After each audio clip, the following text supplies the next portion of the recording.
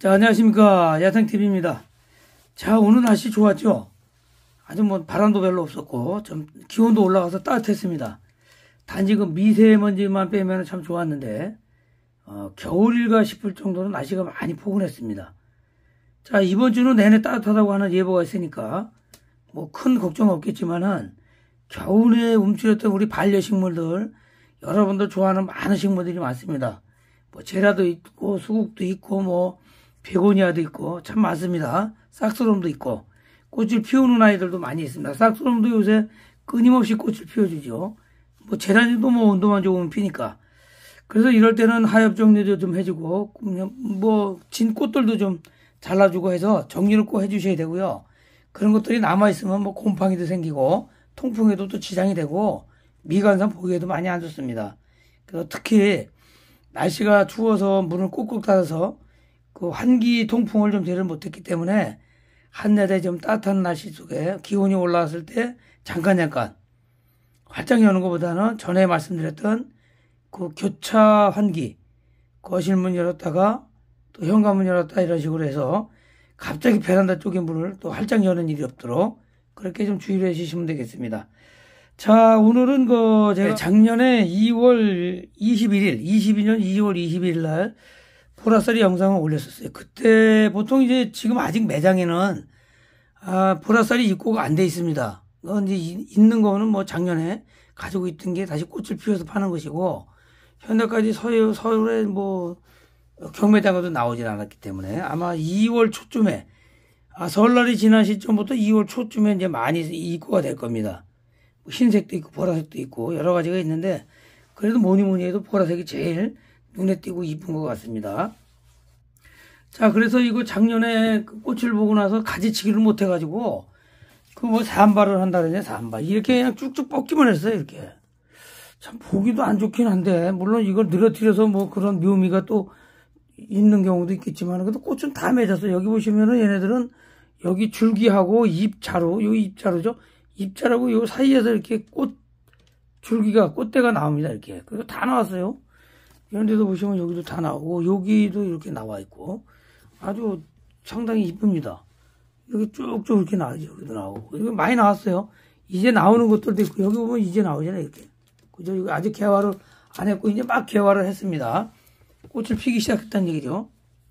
자, 그리고는 이제 화단에서 그냥 방치를 했어요. 거의 뭐 잊어버리고 살았었는데 그랬다가 이제 작년도 22년 12월 9일 날 안으로 들이면서 이제 보라쌀이 안에 들으면서 이제 그 영상을 또 한 번 올렸었는데 그때 들을 때 이제 조준제감을 알게 된 거죠. 그 전에 중간에 물론 여름에 유박을 한번 주긴 했었는데 또 잊고 살다가 또 그런 경향이 또 생겼어요.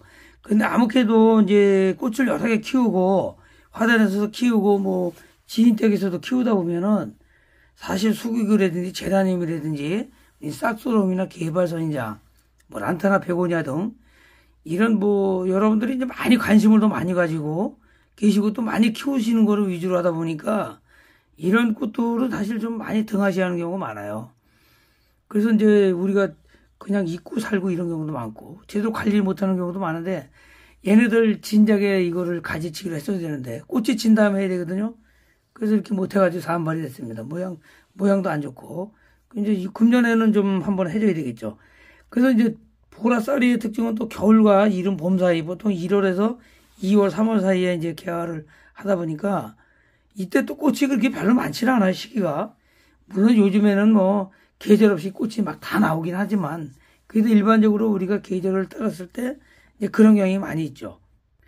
그래서 참 생명력도 끈질긴 것 같아요. 이게 뭐 물원에는 영하 5도까지 견딘다고 돼 있으니까. 근데 정말 실제로는 영하 5도까지는 좀 안 되는 것 같고 이 식물이라는 게 그래요. 다, 또 동물도 마찬가지지만 끈질기 생명력이 있고 그렇게 조건이 안 좋은 데 있다 보면은 또 종족 번식이라는 그런 작용을 또 특히 잘하기 때문에 그런 몸부림을 또 많이 해요. 또 그런 아이들이 또 꽃을 잘 핍니다. 물론 너무 부실하면 또 꽃 안 피겠지만은 그것도 적정선이 있겠죠. 그래서 그런 걸 보면 참 우리가 사람이지만 저도 참 식물에게 어떤 정의를 표하고 싶은 그런 마음이 들 적이 있어요. 물론 그 단어가 표현이 적절한지는 모르겠지만은. 자, 그래서 아무튼 내 새끼라서 그런지 더 이쁘고 더 돋보이는 것 같습니다. 자, 자기가 정성 들이고 노력 들이고 핀 꽃은 남의 것보다는 아마 더 이쁘고 더 사랑스럽게 보일 수 있는 거고요. 또 그게 정상이 아닌가 또 그런 생각이 들기도 합니다. 보라쌀에 대한 더 자세한 내용은 작년도 22년도 2월 21일 날 영상에 올라와 있으니까 보시고요. 그 외에 이제 이왕이 이렇게 보라쌀에게 나왔기 때문에 앞으로 한 2, 3차례에 걸쳐서 보라쌀이를 키우는데 어떤 문제점이나 해결사, 어떤 증상에 대한 내용을 좀 함께 같이 올리도록 하겠습니다. 좀 앞으로 그걸 잘 보시면 좀 도움이 되겠고요. 참고로 이제 보라쌀이는 뭐 어느 식물이나 마찬가지지만 꽃이 필 때는 물을 너무 말리면 안 돼요. 얘가 그렇게 좋아하지도 않지만 또 물을 너무 말리면 또 쏟아지는 경향이 있기 때문에 지금 여기도 보면은 좀 물을 좀 많이 말린 상태거든요. 이게 물을 이렇게 말려서 또 괴로워서 꽃을 피웠는지도 몰라요. 물을 이렇게 말리면 안 돼요. 이거 너무 말렸죠. 이거 물을 오늘 당장 줘야 됩니다. 좀 이따 잠시 후에 줄 거고요. 얘도 마찬가지 조건이 같다 보니까 온도는 보통 일반적으로 제가 항상 말씀드리는 15도에서 20도 사이 있고 습도도 40% 50% 그 사이입니다. 물이 너무 말라서 지금 뭐 한 마디 정도가 아니라 뭐 저 밑에까지 말랐기 때문에 이렇게 너무 말려서 이 시간이 지속되면 많이 쏟아지게 되거든요. 꽃이 이파리도 쏟아지고 잘 버텨줬습니다. 그래서 그것만 유의하시면 되고 물을 말리지 말라는 거. 그 다음에 베란다가 실제적으로 딱인 것 같아요. 겨울에도 뭐 영하 5도까지 견딘다고 하지만 베란다 온도가 보통 한 10도 정도는 되잖아요. 떨어지더라도. 그렇기 때문에 딱 좋은 것 같고 그런 데서 또 꽃도 잘 어울리고 물론 6월 이후에 가지치기 하지 말라는 게 그때부터 이미 꽂는 문화가 들어가기 때문에 그 이후에 자르고 아니면 뭐 이렇게 치렁치렁 늘어졌다 해서 뭐 11월 12월 달에 막 이거 자르면 꽃이 절대 안 납니다. 요것도 아마 거의 12월 지나서 막 들이고 나서부터 여기 꽃눈이 분화가 돼가지고 생겼거든요. 이런 데서 여기도 벌써 생기잖아요. 이게 그죠? 요 입자루 사이에 생깁니다. 그리고 덩굴성 식물이기 때문에 길이가 길어지면 이제 6월 전까지. 근데 꽃이 지고 나면 하시는 게 좋습니다. 수영 잡기도 좋고 저처럼 못해가지고 이렇게 수영이 안 좋으면 좀 보기는 안 좋아요. 그래도 꽃은 이쁩니다. 그렇게 해주시면 좋겠고요. 햇빛은 뭐 빵빵하게 많이 볼수록 좋습니다. 제가 작년 영상에도 말씀드렸지만 뭐 여름에는 뭐 뜨거운 햇빛을 피하라고 그러는데 화단에서 뭐 일일이 어떻게 피해요. 그냥 그대로 방지 수준으로 물 주고 그렇게 했는데도 이렇게 잘 큰 거 보면 물론 뭐 햇빛이 강하면 이 잎끝이 많이 타겠죠. 근데 꽃 피우면서 뭐 그 정도의 또 장애 요인은 또 다 있을 수가 있기 때문에 그 정도의 어려움은 또 감수해야 되지 않나 생각을 합니다. 자, 오늘은 그리 까다롭지 않고 꽃이 많지 않은 1, 2월에 우리한테 아낌없는 보라색, 흰색, 분홍색 꽃을 피워주는 보라쌀이에 대한 영상이었습니다.